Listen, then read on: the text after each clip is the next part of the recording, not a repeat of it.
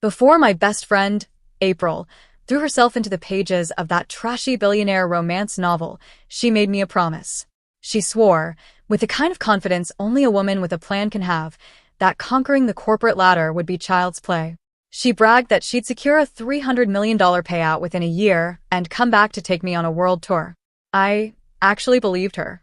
I thought she'd breeze through the plot, collect her check, and be home for Christmas. I didn't expect the story to go completely off the rails.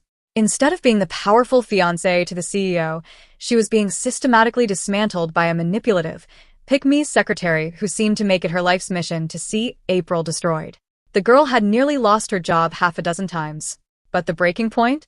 The secretary had forced April, who was shivering with a 102-degree fever, out into a torrential downpour to inspect a stalled, skeletal construction site, just to torment her. I was beyond livid. I forced the system to bridge me in. I didn't care about the cost. I was going to drag my friend out of that hellscape myself. The system gave me two choices. I could inhabit the body of the CEO's inaccessible high school sweetheart, the classic trope, or the company's CFO. I rejected both. I played my highest tier authority card. The second I materialized in that world, the air shifted. A chorus of disciplined voices rang out around me, synchronized and heavy with respect. Good morning, Madame Beaumont. The elevator door slid open to a sea of tailored suits. The elite of the corporate world froze in their tracks, bowing their heads in unison. Madame Beaumont. Welcome back, Madame Beaumont. I gave a curt nod, my eyes fixed straight ahead as I strode through the lobby. I didn't have time for pleasantries. As I approached the CEO's corner office, a voice, sugary sweet and utterly fake, drifted toward me. Oh, Madame Beaumont. What a wonderful surprise. If I'd known you were coming, I would have arranged a proper reception. It was Linda, my son Xander's executive assistant. She rushed forward, her hands reaching for my designer tote with an eager, practiced smile. I pivoted slightly, letting her hands grasp thin air. Where is April? That was the only thing that mattered. Linda's hands stiffened for a fraction of a second before she pulled them back, her smile never wavering. Miss Dalton? Oh. She's currently on site at the Riverside project, conducting a safety inspection. An inspection? Today. I glanced at the floor-to-ceiling windows. Outside, the sky was a bruised charcoal. Rain hammered against the glass, blurring the skyline of the city into a gray smudge. Even the construction crews would have been called off in this weather. What the hell was she inspecting? Go get her, I said, my voice dropping to a low, dangerous register. Linda hesitated, her expression turning into a mask of faux concern. Madam, I'm afraid that's not possible. Mr. Beaumont personally assigned this task. He was quite clear. Miss Dalton is to remain on site for 5 hours to oversee the perimeter. She checked her watch. It's only been 2.5 hours. If we bring her back early, Xander, well, he won't be pleased. I will deal with Xander myself, I snapped. I ignored her and looked past her at the senior management team hovering in the hallway. Go to the Riverside site. Bring April Dalton back. Now. The executive scrambled. Right away, madam. We'll send a car immediately. I nodded, satisfied. It seemed that even though I had stepped down from the chairmanship 3 years ago, no one had forgotten whose name was on the building's foundation. Don't bother with the company car. Use mine. I wasn't waiting another minute. I signaled my head of security with a look and turned on my heel. The suit-clad entourage followed me like a wake behind a ship. The Beaumont matriarch heading to a muddy, unfinished construction site in a storm? If I so much as tripped, half the board of directors would lose their jobs. 10 minutes later, the car pulled up to the skeletal remains of the Riverside project. The site was a graveyard of steel and concrete. In the middle of the mud stood a lone figure, April. She was huddled under a concrete pillar, holding her leather handbag over her head as a pathetic shield against the rain. She was soaked to the bone, her frame trembling so violently I could see it from the car.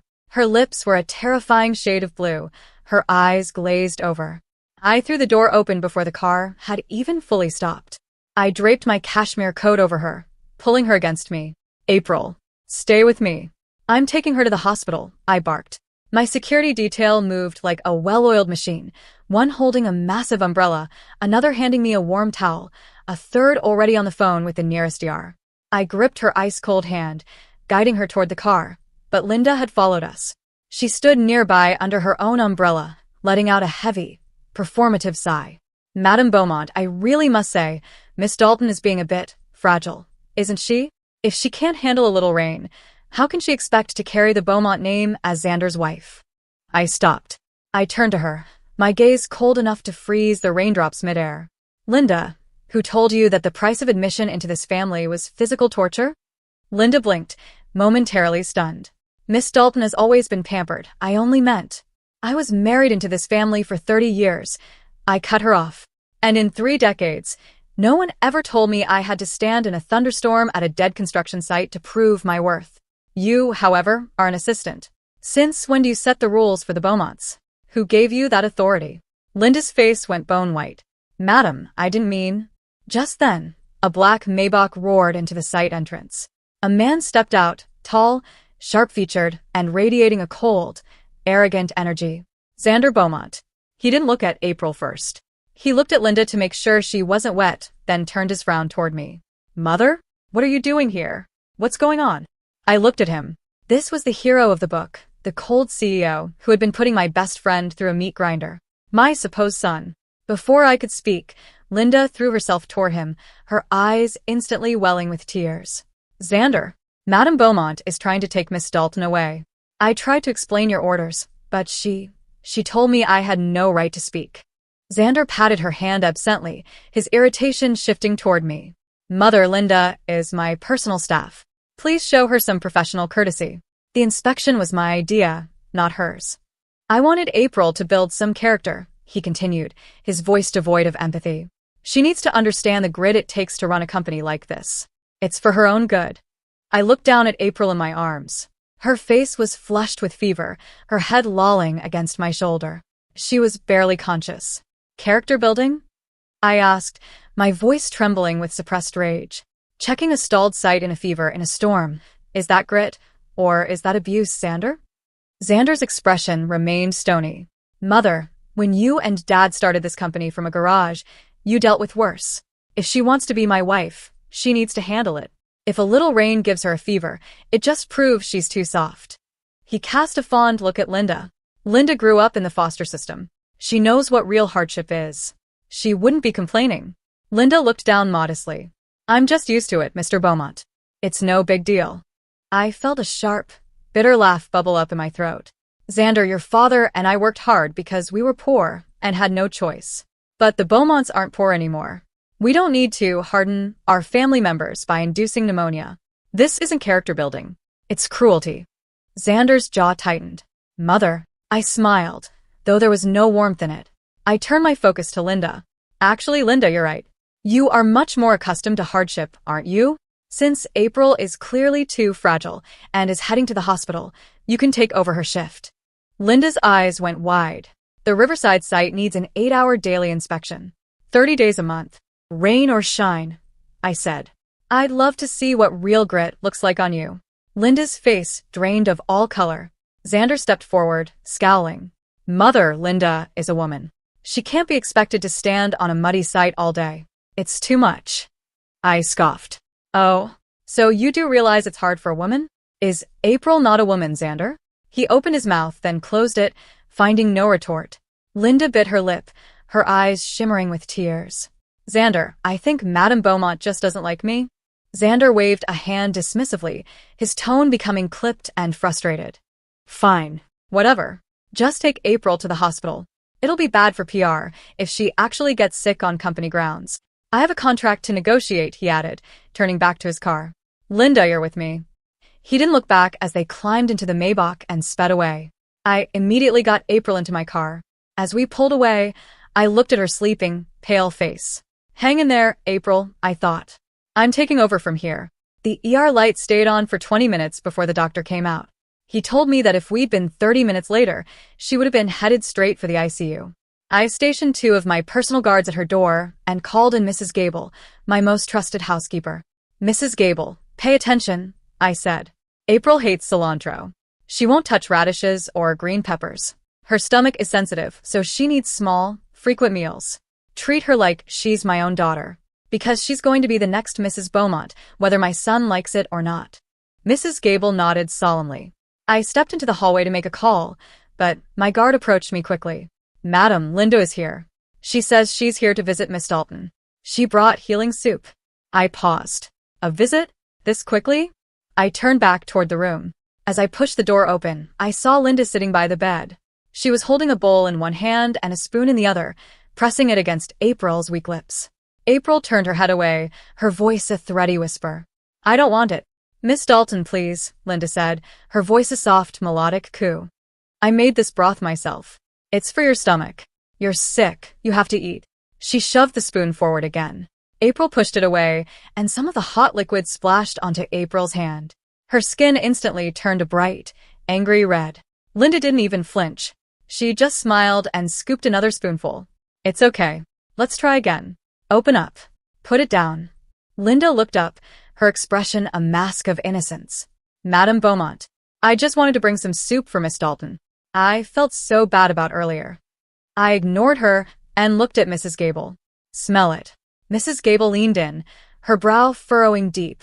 Madam, this has asarum and pinelia in it. My heart skipped a beat. For someone with a high fever, those herbs could cause a dangerous spike in heart rate or even respiratory distress. Linda's face shifted slightly. Mrs. Gable, don't be dramatic. I just found a recipe online for wellness. I'm trying to help. I looked at her with pure disdain. We both know what you're trying to do. Linda bit her lip, her tone suddenly hardening. Madam, you're only targeting me because Xander values my work. But Xander is a man with his own mind. He'll choose who he wants to marry. You don't get the final say. I let out a soft laugh. Watch me. A few minutes later, the door swung open and Xander stormed in. He saw Linda's red eyes and his face darkened. Mother, what now? Linda texted me saying you were berating her again. I pointed to the bowl of soup. She brought a wellness broth, laced with herbs that are toxic to someone in April's condition. Linda shook her head, tears streaming down her face. Xander, I didn't know. I just searched for something healthy online. I was only trying to be nice. Xander turned to me, his voice dismissive. Mother, Linda isn't a doctor. She probably just made a mistake. There's no need to make a federal case out of a bowl of soup. If it's so harmless, I said, pointing to the bowl, have her drink the rest of it. Xander didn't move. After a tense silence, he turned to Linda. Don't bother trying so hard next time. Some people don't deserve your kindness. Linda nodded, looking small and victimized. I'm sorry, Xander. I just wanted to help. Maybe I should stay and look after her? To make up for it. No, Xander said, sounding bored. Let's go. We have the merger meeting in the morning. Linda followed him out. As she passed me, she tilted her head just enough for me to see the smirk playing on her lips. Her eyes said it all. See? He'll always choose me. The door clicked shut. I walked to the bedside. April was half awake, her eyes unfocused, her cheeks burning with fever. This wasn't the April I knew. My April was a firecracker. She had a laugh that could fill a room and enough ambition to move mountains. Now, she was drowning in an oversized hospital gown, her wrists so thin they looked like they might snap. I tucked the blanket around her. In her delirium, she murmured, I'm sorry. I was useless. I clenched my fists. Xander. Linda. If you want to play this game, I'm going to flip the table. 2 weeks later, April was discharged. Her parents came to see me, their faces etched with worry. Madame Beaumont, we appreciate everything you've done, but maybe we should just call off the engagement. We don't want our daughter to suffer anymore. I looked them in the eye. I understand. But I give you my word, as long as I am breathing, April will be the one standing at the head of the Beaumont family. The wedding remained set for May 18th. The day of the ceremony, the hotel was a fortress of white roses and champagne. The elite were out in full force. April sat in the dressing room, a vision in custom lace, holding her bouquet with a quiet, steady hand. I stood by the window and checked my watch. 9:15 a.m. The groom's motorcade should have arrived at the Dalton estate by now. My phone buzzed. It was my head of security. Madam, Mr. Beaumont hasn't left. The motorcade is still parked at the hotel entrance. Where is he? At his private villa in Emerald Bay. I didn't hesitate. I drove straight there. Inside the villa, Linda was sobbing as if her heart were breaking. Xander was holding her, whispering sweet nothings into her ear. Linda, stop crying. Please. Linda choked out a sob. Xander, if you marry her today, I'll have nothing. I grew up with no one, and then I found you. If I lose you, I don't want to live. Xander pulled her closer. I won't marry her. You're the only one I love. I walked into the room without knocking. They both bolted upright. Xander's face went stiff. Mother? What are you doing here? The wedding starts at noon, I said calmly. I'm not going. Xander tightened his grip on Linda. The wedding is off. Linda's sobbing slowed, a flash of triumph in her eyes. Xander, I said, staring him down. I'm going to ask you one last time. Are you coming? He leaned back, his tone arrogant. Maybe. If you agree to give Linda a 10% stake in the company. She's the one I truly want to be with. April is just a business arrangement you forced on me. I'll give her the title of Mrs. Beaumont, but the real power stays with Linda. I let out a cold snort. 10%? Beaumont Group is valued at $80 billion. You want me to hand over $8 billion to an assistant? She deserves it, he insisted. April is the one who deserves it. My smile vanished. Linda will never see a dime of Beaumont money. Xander laughed, a jagged, ugly sound. Then we have nothing to talk about. We both know why the Daltons want this marriage. If I don't show up today, April becomes the laughingstock of the city. So does our family. She can't afford that humiliation. Neither can you. He actually thought he was the prize. He thought without him, the world stopped turning. I didn't argue. I turned and walked toward the door. At the threshold, I looked back at him. Xander, don't regret this. He reclined on the sofa, pulling Linda into his lap. I won't. 30 minutes later, Xander's phone rang. It was his best friend, Marcus. Xander, man, your mom is a legend. 30% of the voting shares and the official heirship? All tied to the marriage? If you marry April, you're officially the king of Beaumont Group. Congrats, man. Xander's hand froze on the phone. What? Wait, are you playing dumb? The whole city knows. Oh, and I heard your younger brother just landed from London. I see him there now. The voice on the other end faded into static as Xander bolted upright. Get the car. We're going to the hotel. Now.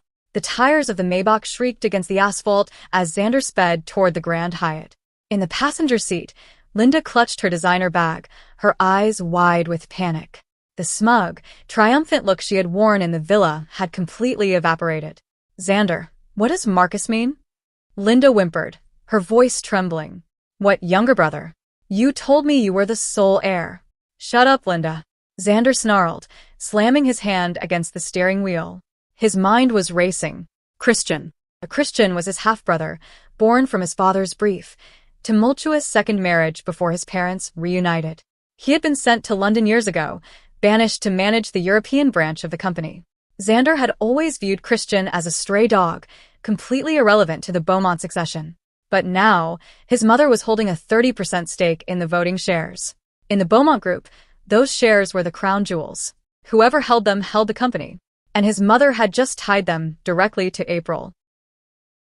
By the time Xander threw the doors of the grand ballroom open, it was 11:55 a.m. The room was packed with the city's elite. But there was no panic. No whispers of a jilted bride. Instead, a handsome young man in a flawlessly tailored charcoal suit stood at the altar next to April.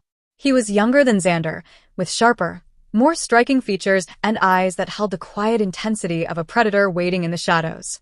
It was Christian. April looked stunning, her veil trailing behind her. But what shocked Xander was her posture. She wasn't weeping. She looked calm, poised, and utterly breathtaking. Stop. Xander's voice boomed across the silent hall. He marched down the aisle, Linda trailing behind him like a stray shadow. Mother, what is the meaning of this farce? This is my wedding. I stepped out from the front row, my silk gown rustling as I intercepted him. Your wedding, Xander? You made it quite clear at your villa that you were not coming. The guests were waiting. The press was waiting. Did you expect me to let the Beaumont name be dragged through the mud because you wanted to play house with your assistant? I am the CEO. Xander hissed, glaring at Christian. You can't just replace me at the altar with a bastard. Christian took a step forward, his voice smooth and cold as ice. Careful, brother. The board of directors is sitting in the third row. And as of 10 minutes ago, Mother has officially transferred her 30% voting shares to April as a wedding gift. Which means, legally, my new wife has more power in the company than you do.